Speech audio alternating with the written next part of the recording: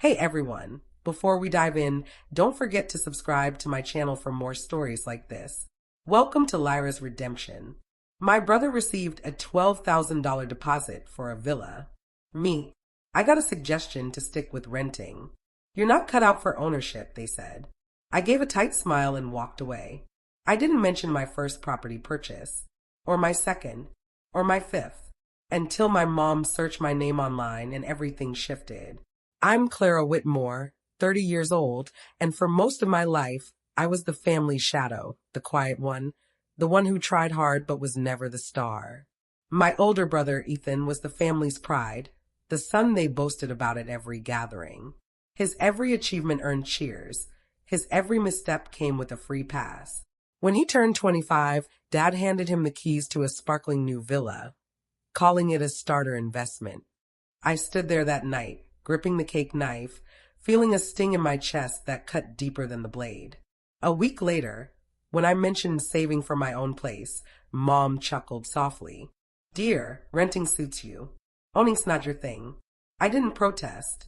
I just smiled, nodded, and buried those words in a place where hurt fuels ambition. That night, with $63 in my bank account, a spark ignited in me that could illuminate a city. By day, I worked in real estate admin. By night, I studied investment strategies, and at 26, I flipped my first modest apartment. No loans, no favors, just grit, spreadsheets, and a knack for spotting value where others saw only risk.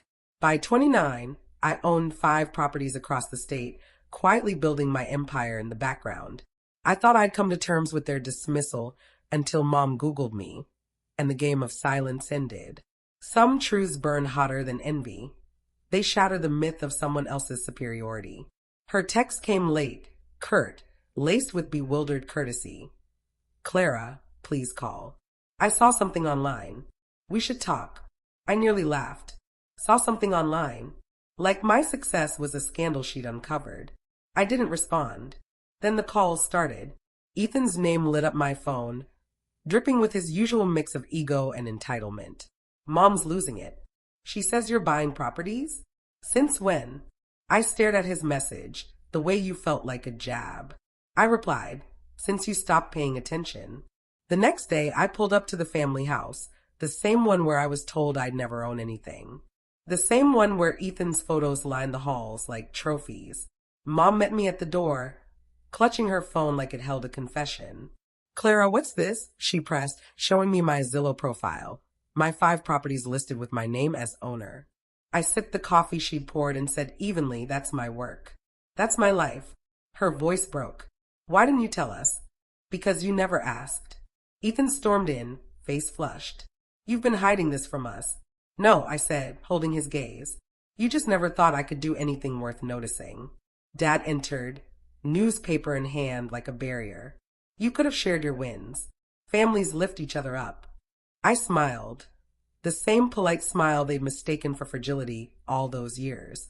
Family lifts each other when it goes both ways. I carried myself when no one else did. Mom's eyes flicked between us, her voice shaky. You own 5 houses? I nodded. 6, actually. Just closed on another last week. The silence that followed wasn't just surprise. It was the sound of their world tilting. Ethan paced the living room, his steps echoing on the marble floors Dad loved to show off. This is absurd, he muttered. No way you could afford 6 houses. I tilted my head, almost entertained. You think you're the only one who gets how money works. He scoffed. You're in real estate, Clara. You don't own it. I smiled faintly. That's what you assumed.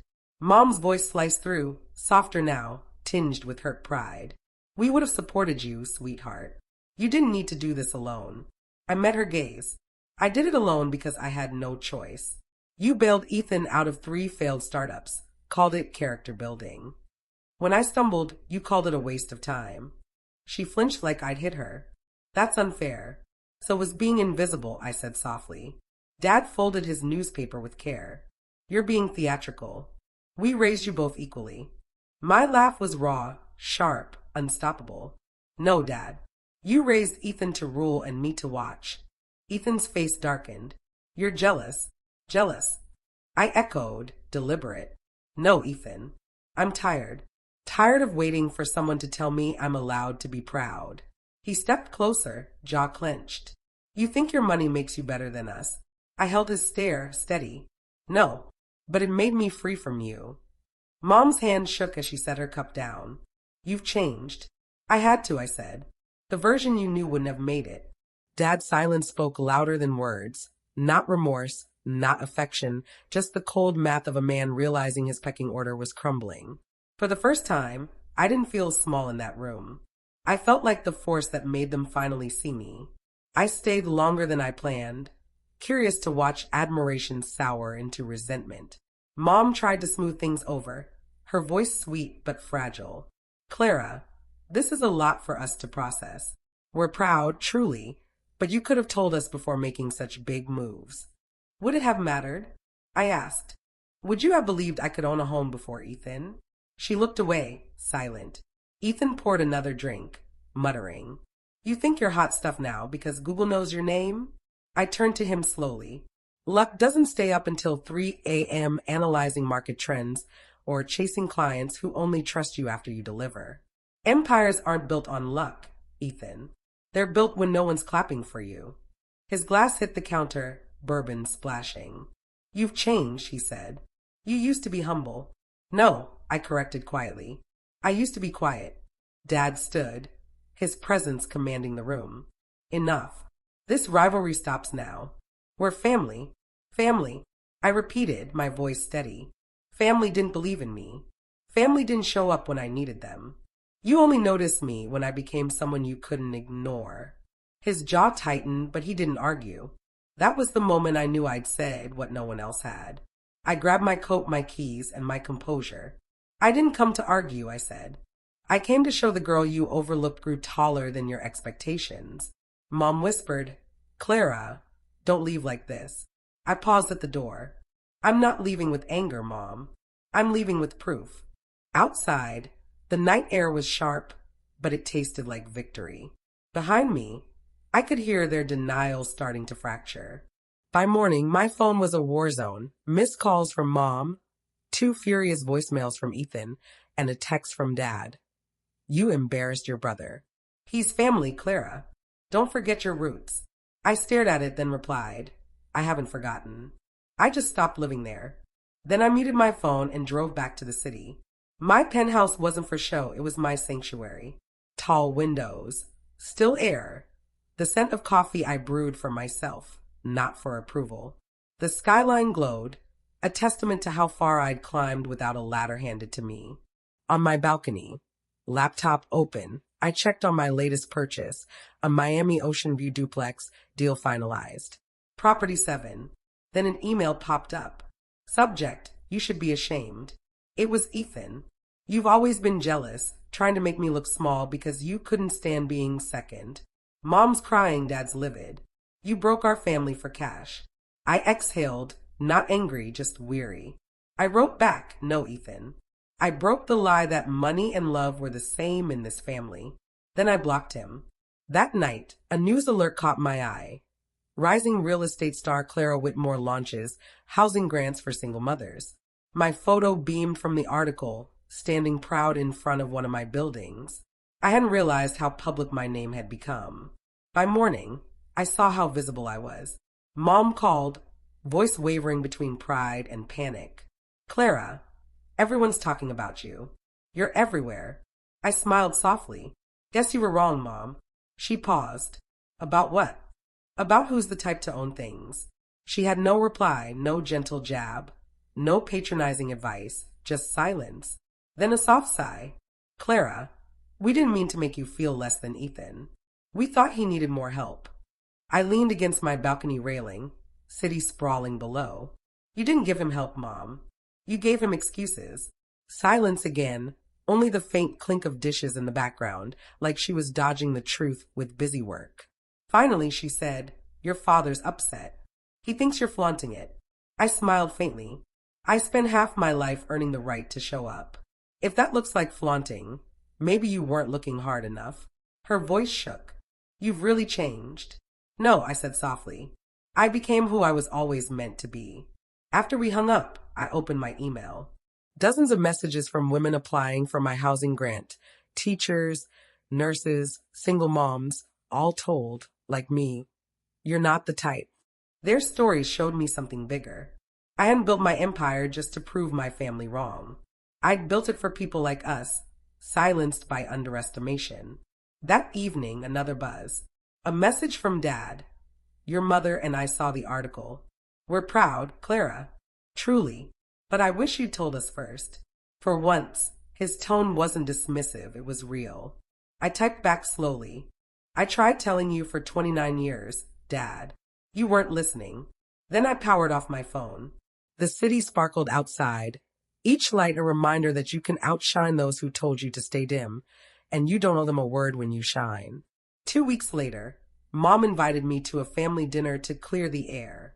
Same house, same table, same people who once said renting was my place. I nearly declined. But then I saw it wasn't about revenge anymore. It was about closing a chapter.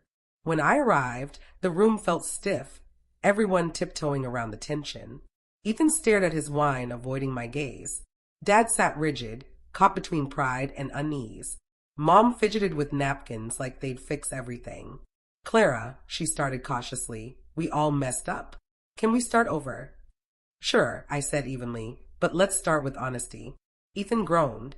Not this again. I turned to him. Relax, I'm not here to shame you.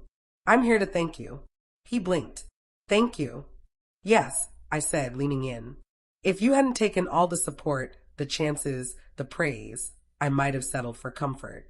You taught me to earn everything. So thanks. He had no response. Dad cleared his throat. Clara, you've proven your point. We're proud. But parents do what they think is right. I nodded. And kids grow from what they endure. The table fell quiet. Mom's eyes glistened, but she managed a weak smile. Maybe you'll come home for Christmas? I thought about home, how it once meant walls that ignored me, how now it meant peace I'd built myself. I smiled gently. Maybe, but I'll bring my own table. They looked puzzled, but I didn't clarify. When I left, I didn't feel victorious, I felt done. Closure isn't a loud bang. It's a quiet snap, your heart locking out what no longer belongs. Months later, my life found its rhythm, one that felt truly mine. My business flourished, the grant program grew, and my morning started with calm, not permission. A real estate magazine emailed, asking for an interview. We want to showcase your rise from overlooked to multi-million-dollar portfolio owner.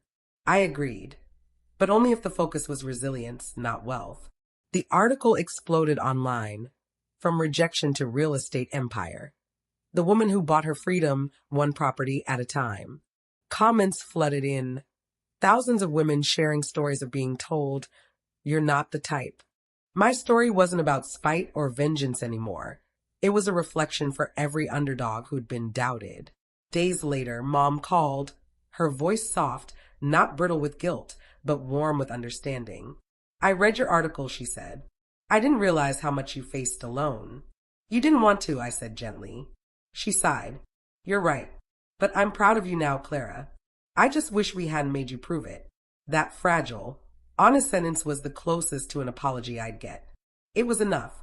That weekend, I visited them again. No fights, no scorekeeping, just talk. Ethan was there, quieter, less cocky. He handed me a small box with a silver house keychain inside. He smiled awkwardly. Figured I owed you a real congratulations. For the first time in years, I smiled back. Not with victory, but with peace. Thanks, Ethan.